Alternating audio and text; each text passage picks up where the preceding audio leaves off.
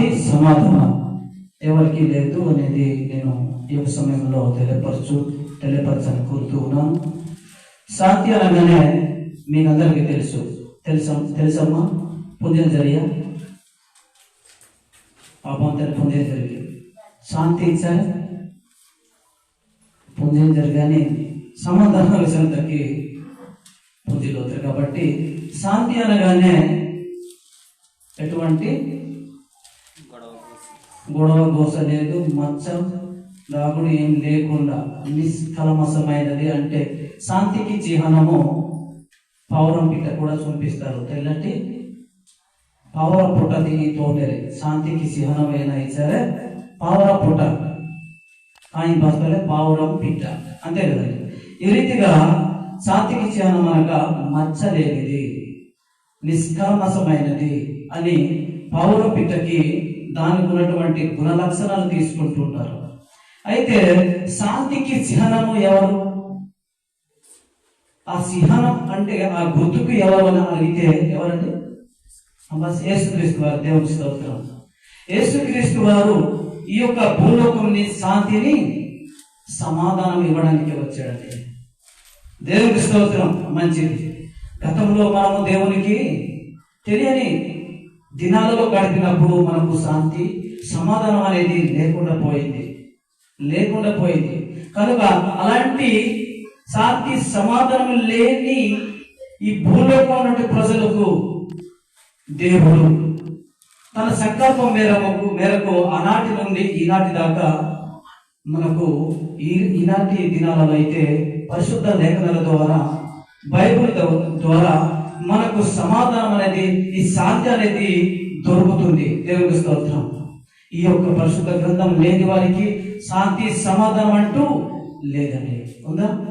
లేదు ప్రియులారా. అలాంటి సమాజం ఏమైపోతుందంటే మొదటి వర్తమానం విన్నట్టుగానే మనము అనేక మంది చూస్తున్న చూపుకే, మాట్లాడుతున్న మాటకే సమాజం ఏమైపోతుంది అని అడిగితేనండి ఏమైపోతుందండి? అనేకమైనటువంటి మానభంగాలు, అనేకమైనటువంటి హత్యాకాండాలు, అనేకమైనటువంటి దుష్క్రియలు అనేటివి సమాజానికి నిండిపోతున్నటువంటి ఈ తరుణాలు చూస్తున్నాం. అయితే పరిశుద్ధ గ్రంథములో చూసినట్లయితే దేవుని యొక్క వాక్యము ఏం చెప్తుందంటే రోమపత్రిక 3వ అధ్యాయం 17వ మాట, 3వ అధ్యాయం 17వ మాట చూసినట్లయితే శాంతి మార్గము వారి ఎరుగరు, వారి కన్నుల ఎదుట దేవుని భయం లేదు, ఎవరికి లేదు. శాంతి సమాధానము అందని వారికి ఏమి లేదని అడిగితే శాంతి మార్గం వారు ఎరుగరు. ఎవరండి ఎవరు ఎరుగరు చెప్పండి? దేవునికి దూరస్తులు ఉన్నటువంటి వారు, దేవుడు అంటే తెలియని ప్రజలు, ఈ సృష్టిని దేవుడు అనుకునేవారు, వారు శాంతి మార్గం ఎరగరు. వారి కన్నులు దేవుని ఎదుట భయం ఉండదంట వారికి. అలాంటి వారి మధ్య కదా ఏం జరుగుతుంది? ఈరోజు మనం కూడా దేవుడు ఉన్నాడని మనం భయపడుతున్నామా? ఈరోజు కూడా పరిశుద్ధ గ్రంథం పట్టుకున్నటువంటి సమాజం కూడా దేవుడు అంటే భయం లేనటువంటి జీవితాలు మనం కూడా గడుపుతున్నామేమో. అలాంటి గడుపుతున్నటువంటి జీవితానికి ఈరోజు మరి పరిశుద్ధ గ్రంథం ద్వారా దేవుడు మనకు మాట్లాడిపిస్తున్నాడండి. శాంతి సమాధానం లేని కుటుంబాలు ఎలా ఉంటాయో మనందరికి తెలుసు. ఎలా ఉంటాయి? విచ్చలవిడిగా ఉంటాం లేదండి. శాంతి సమాధానం కలిగినటువంటి కుటుంబం అయితే నిజానికి సమాధానం ఉంటుంది, మచ్చ లేకుండా ఉంటుంది, ఒక పావురం పిట్టలాగా ఉంటుంది అనేది దాని గుర్తు. అయితే యేసుక్రీస్తు వారు ఏమైనారంట? యోహాను సువార్త 1వ యోహాను సువార్త 2వ అధ్యాయం 2వ మాటలోనే చక్కనటువంటి మాట ఉంది. ఈ యొక్క మాటలు వింటుంటే కనుక ఈ మాటలు మన హృదయాలందరూ ఫలించాలి. ప్రతి కుటుంబంలో అవి ఫలించి అభివృద్ధి చెందాలని నేను దేవుని పేరిట మీకు తెలియపరుస్తున్నాను. ఆయనే ఏమనుంది? మన పాపములకు శాంతికరమై ఉన్నాడు. దేవుని స్తోత్రం. ఎవరండి ఆయన అంటే? యేసు ప్రభువు వారు మన పాపములకు శాంతికరమై ఉన్నాడు. ఏ రీతిగా?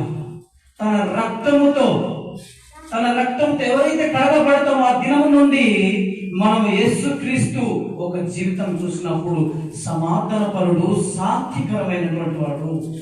అలాంటి గొప్ప వ్యక్తి మనకు పాపాల కోసం తన రక్తాన్ని చెందించి మనల్ని కడగాడండి నొరహాం కలిసి ఎనికి నొరహాన్ని లోపతే మారుకే ఎనికి మంచిది కండి.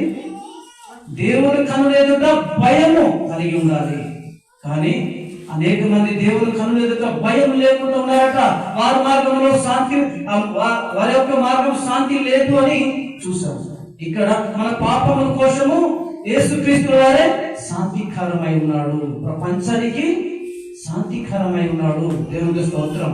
అలాంటి శాంతికరమైనటువంటి జీవితాన్ని నీలో నాలో తీసుకురావాలి, మనము కలిగి ఉండాలి. అలా కలిగి ఉన్నటువంటి జీవితాలు ఎంతో ఆనందంగా ఉంటాయి, ఎంతో సంతోషంగా ఉంటాయి. ప్రియులారా, ఉంటాయి లేవా? అలా ఉన్నప్పుడే నీకు నాకు వెలుగు అనేది కనిపిస్తుంది.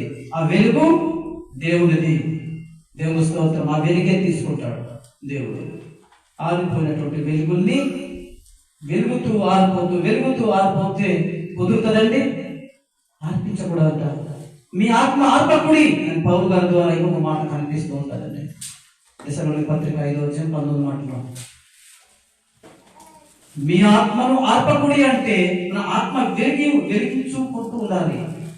ఎప్పుడూ ఆరిపోయే ఆత్మలాగా ఉండకూడదు అనేటువంటి మాటలు ఈరోజు నీకు నాకు అందరికీ వింటున్నట్టు వారికి పరిశుద్ధ గ్రంథం పట్టుకున్న అందరికి కూడా ఓ శాంతి మార్గం తీసుకురావడానికే దేవుడు మనల్ని తన దీర్ఘశాంతముతో మనల్ని చూస్తున్నాడు, కాస్తున్నాడు. అలా కాస్తున్నప్పుడు, చూస్తున్నప్పుడు ఆ మార్గాన్ని ఎంచుకున్న మనము ఎట్టి పరిస్థితులు కూడా చీకటి మార్గంకి తిరిగి ప్రయాణం చేయకూడదు. మనం గొప్ప ప్రమాణం చేసి మందిరంలో అడుగుపెట్టినాం కనుక మందిరం అడుగుపెట్టిన వారు దేవుడు ఉన్నాడని మొదట తెలుసుకోవాలి. ఉన్నాడని తెలిసిన తర్వాత తిరిగి దేవుడికి వ్యతిరేకమైనటువంటి పనులు చేయకూడదనేది దేవుని యొక్క నిబంధన, దేవుని యొక్క ఆశ కూడా. ఈ రీతిగా మనం ఉండగలిగితే చూడండి, ఆ రోజు ఇశ్రాయేలుకి ఎంతో దేవుడు ప్రేమించున్నాడు.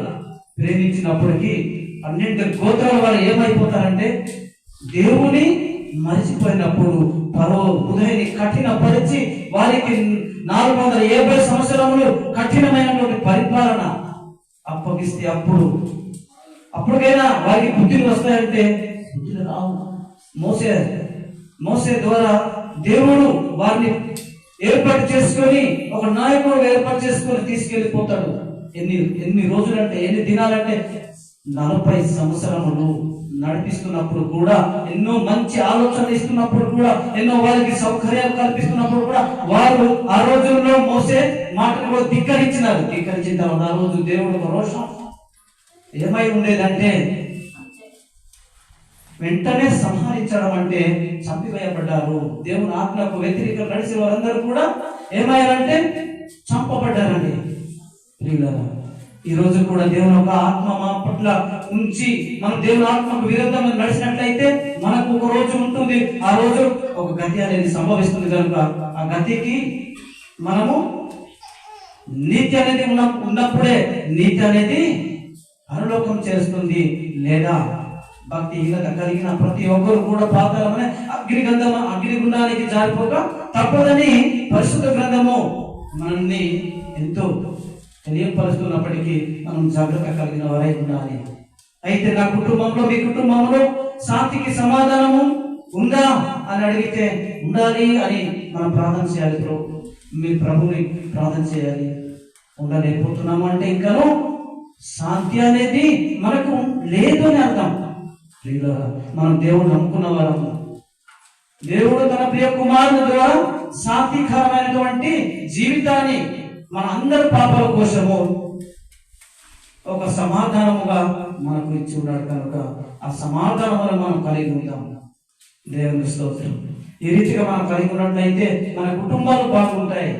మనకు ఆస్తులు అంతస్తులు అక్కర్లేదు. ఏం అవసరం అండి? మంచి హృదయం కలిగినటువంటి వారు అంటే చాలు. అవే దేవుని చింతకు వెళ్తాయి తప్ప ఈ యొక్క ఆస్తులు అంతస్తులు ఏమీ ఉన్నా కూడా మనము కట్టుకున్నటువంటి మొళ్ళ తాడు కూడా తీసుకెళ్ళలేము. తీసుకెళ్తామంటే పిల్లలను తీసుకెళ్ళలేము. మనం బ్రతుకున్నంత అప్పుడే దేవుని బిడ్డలకు ఉన్న వారందరూ కూడా ప్రతి ముఖము శాంతికరమైనటువంటి జీవితం కలిగి ఉండాలి.